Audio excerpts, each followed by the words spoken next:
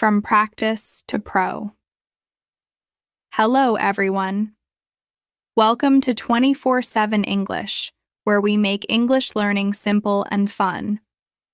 I'm Zara, your guide on this journey. So let's jump right into today's lesson and expand our horizons together. Speaking English like a pro is not difficult. The thing is that you must know how to polish those speaking skills that you want to achieve. Achieving the perfect English speaking skills, that is the question. And how to do it? I have given you the solution. Hello, everybody. How are you all? Hope you're doing great. So, welcome back to another session of learning English and improving your English speaking skills with me. Today's session is going to be really important because I'm going to tell you how to speak English like a pro. How to speak English like a pro, because speaking is the most important part of any language. We might know a lot of grammar and vocabulary, but if you can't apply it, that is, if you can't speak fluently, then it's of no use. Speaking is the skill that is the most difficult to learn and become perfect in. A lot of people face many problems in speaking English fluently, getting that fluent factor, that X factor, while speaking English. And today, I'm going to tell you how to do that. So, are you all ready for this? And before beginning, please subscribe to the channel so that you can get all the lessons that I post for you. Please like the video and share it with your friends too. Now, coming back to today's lesson, which is how to speak English like a pro. Speaking English like a pro, now speaking is very important, as we have discussed. Speaking is being able to speak English without any fear of making mistakes, without hesitating, and being able to speak English effortlessly. To be able to speak English whenever you want, in any situation, with confidence. That is the English we want to speak. A lot of times what people say is that they know grammar. For example, they are really good with tenses. If it's about written English, their tenses are perfect. But as soon as they start speaking English, the sentence structures begin to distort. And unconsciously, subconsciously, they use the wrong tense. As soon as they speak it, they realize that they've used the wrong tense because their tenses are good, but it's really difficult to apply that in speaking. That means how to perfect the art of speaking English. You might have good vocabulary, you might know a lot of words, but then to be able to speak them when you're having a conversation, to be able to use them while speaking actively, that is the big question. That means everything comes down to speaking. Whatever you're doing in your English language learning ends at speaking. Whatever we are doing is preparation to speak the language, and that is what we are going to learn today, how to become perfect in speaking. You might be perfect in a lot of skills, but if the speaking part is not strong, then this is the video for you. Speaking. Let's begin with all the techniques that I want to tell you to become a pro in English speaking. So the first thing that we need to do is become comfortable with the words you know. Get comfortable with the words you know. Now, you must know a lot of words. Words you are learning in English. That means you're also improving your vocabulary. That is a part of English learning. If you are learning or improving your vocabulary, you must know a lot of words. If I tell you a word and you have read it before, you will know about the word. For example, the word contemplate. We did it in a recent video of mine in the words video. Contemplate is a word. If I tell you about it now, you're familiar with it, right? The big question is to be able to speak it. Now, if you know the context, if you know the meaning, if you are familiar with some example sentences, you will become comfortable with the word. That is what we want to achieve. To become comfortable with the words that you know. A lot of times, what we do is we mug up a lot of words, keep them aside in our memory, take new words, mug them up, and then keep them aside in a different area. New words, We do it a lot, again and again, with the same set of words and different sets of words. What we are not doing is being able to use them. It's not about storing lots of words in your memory. It's about being able to use them in speaking. You might know 100 words, but if you're not able to speak them, if you're not confident enough to speak them, for example, you might be confused about the meaning, you might be confused about the usage. Usage means the context in which to use, which word you might be confused about, context you might be confused about, or pronunciation, which is very important. So if you do not know about these things, you will not be comfortable with the word, comfortable enough to use it while speaking. You know 100 words, but if you're not comfortable using them while speaking, what is the use of those 100 words? On the contrary, you know 50 words. Okay, let's take half of the quantity. You know 50 new words and you are comfortable using them. You're confident enough to use them. You are able to use them while speaking English. Now, this scenario is much better than scenario number 1. Why? Because this is aiding your speaking. It's helping you speak better. It's helping you speak for a longer time because you have a variety of words to use. You have content with you. Our words are our content to speak, right? If you do not know what to call a particular thing, how would you speak about it? If you do not know particular vocabulary for some action verbs, vocabulary for some names, or anything related to your feelings, if you do not know how to name it in English, how would you speak? That means vocabulary is important, and you have to get comfortable with the vocabulary that you're learning. Now, getting comfortable with that word is very important. So, you must know the meaning. You must know the context, which is very important. You must know the correct pronunciation, and you should have some example sentences that you have spoken out loud. Take up the word. Speak it 3 times at least when you learn a word. Speak it out loud 3 times, 4 times. Take up the example sentences. Speak them out loud. Practice this will help you become comfortable with that word. This will help you develop a memory of that word, how to speak it, your muscle memory, your mind memory, right? So this is very important. This will become an active part of your memory, active vocabulary. So get comfortable with the words that you know, and you'll see a huge difference in the way you speak English. Now, number 2, don't just practice. Speak. Do not just practice speaking. Actually speak English in a real-life situation. That is very important. A lot of times, people do lots and lots of speaking practice. They are doing it, but then they are not applying it anywhere in real life. They are hesitant. See, you have to take that first step. I know it's going to be difficult. It will not be easy. You might have second thoughts. You might think, okay, let me get a little bit better. Let me do some more practice, and then I'll try speaking English in the real world. This doesn't work like that. You have to go out and speak. That is the thing. You're doing your speaking practice. That is like a test drive.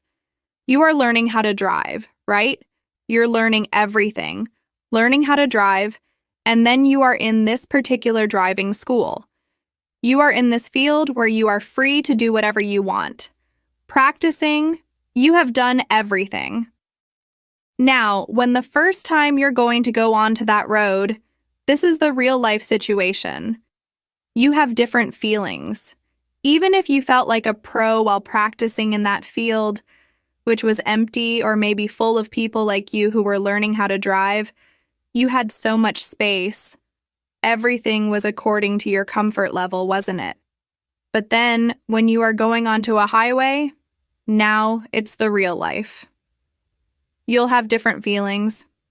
You might feel like, okay, this is something that I need to do differently. What will happen? You'll have second thoughts. The same thing happens here in speaking English. You are just doing a test drive when you are practicing. It's just your practice driving. Practicing English. The real race begins when you speak in real-life situations. That is the real race. That is the real situation, and you have to face it. But once you start speaking in real-life situations, you'll gain confidence because you have a backup. You are constantly practicing. You are speaking. You know that one day you're going to speak so fluently, absolutely fluently, and you are achieving that goal. You can see those steps, the steps that you are taking, the steps of improvement, right? You can see that, and that is what we want. So do not just practice. Don't do just your speaking practice sitting in your room, speaking out loud. That's very important. But at the same time, you also have to speak in real-life situations. So do not forget to do that. Speaking in real-life situations. Now see, technique number 3 is to listen. Listen and listen some more. That is, listen, listen, listen. That's it. Listen. See, the first step of speaking English is not speaking. A lot of people think that speaking is the first step. I also tell you to speak from day one. But if you want to speak from day one, you need to listen first. Listening is very important. If you do not have any kind of model, how would you speak? You know your native language because you've listened to a lot of good models of that language. You've heard it from birth. Right from birth, a baby listens to the sounds of his or her native language, constant listening to a model. Can you see? So much intake of information through the ears. The person is listening constantly until that baby reaches school at the age of 4 or 5, the preschool age.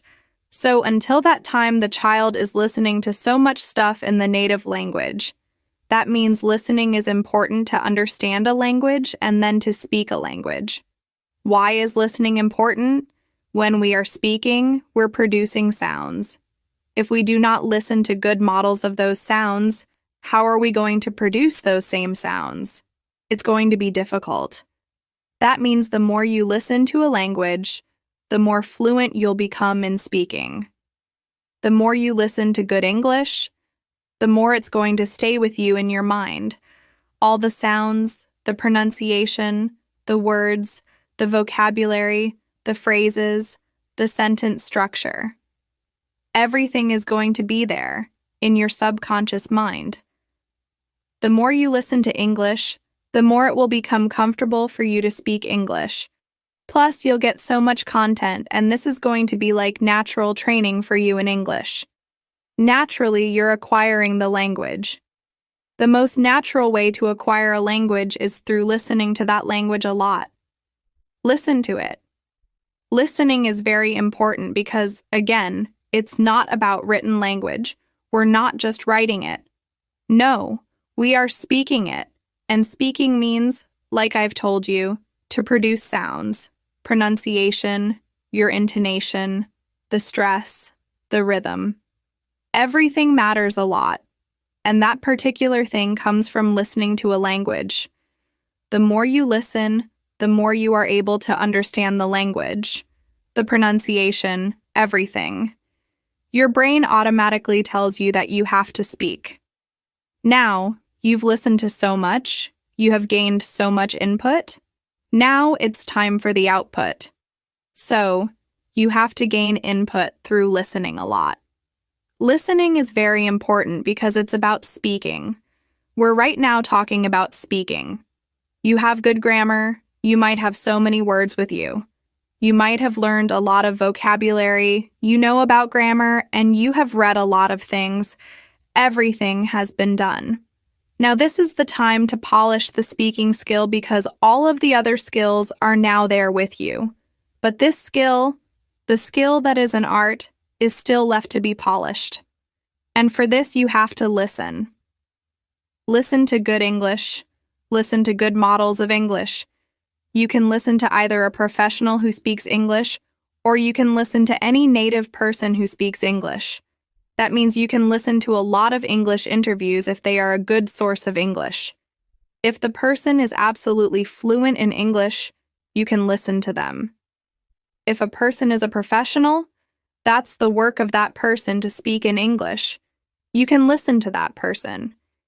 If you are watching a movie in English, obviously there are native people in there, the actors and actresses and all that. So yes, that is a good model of English for you. Listening to songs is also a good model of English for you. So good models of English listening are absolutely important if you want to speak English fluently. Now, tip number 4, the last technique is to train your subconscious mind for English. Training your subconscious mind is important because it is our subconscious mind that picks up a language and makes it easy for us to speak that language. So basically, your subconscious mind is trained for your native language. It's naturally trained for your native language. Whatever you're speaking in your native language, you're not thinking about it really. You do not have to make any kind of effort. You do not have to search for proper words. You do not have to search for a context. You know which word to use in which context. If this particular word is polite, if this word is rude, if this word is humorous, you know it when it's your native language. You know which word to use in which context, and it comes so naturally. If you want to show surprise, that will come naturally to you. If you want to show shock, that will come naturally to you. If you want to show sarcasm, that will also come naturally to you in your native language. Now, the same level of comfort, the same level of ease, must be achieved in the English language. Once you achieve it, you'll become fluent in the English language. You'll speak English effortlessly. You'll speak English fluently if your subconscious mind is trained enough for the English language. Because now, you don't have to make any effort for it every single time you want to say something. You will not be thinking about it first. No, you won't be thinking about it first. You won't be searching for a sentence structure. You won't be searching for a particular word or phrase. You would not translate it. Sometimes it happens. Sometimes the reaction comes in our native language, and then we translate. That is a particular problem area, and this creates a lag, a kind of gap between thinking and speaking, and that is what we have to eliminate so that it comes to you naturally. You can speak English in a natural way, an absolutely natural way. So training your subconscious mind is very important if you want to speak English fluently, because this is going to make you so comfortable while speaking English that your focus will be on your speaking, what you want to speak, what you are trying to say, searching for words, everything. All that would not matter because this is going to come so naturally from the back of your mind. Everything will be retrieved from your memory in just the click of your finger. That would happen. So, train your subconscious mind. These were the 4 techniques, 4 solutions, through which you can speak English like a pro. Speaking English like a pro is not difficult. The thing is that you must know how to polish those speaking skills that you want to achieve. Achieving the perfect English speaking skills, that is the question. And how to do it. I have given you the solution. If you apply it, you will speak English absolutely fluently. So, that's it for today. Thanks for joining me today on Learn English with me. If you found this lesson helpful, don't forget to like, subscribe, and click the bell icon to stay updated with all our latest videos. Keep practicing, stay curious, and I'll see you in the next lesson. Happy learning, everyone!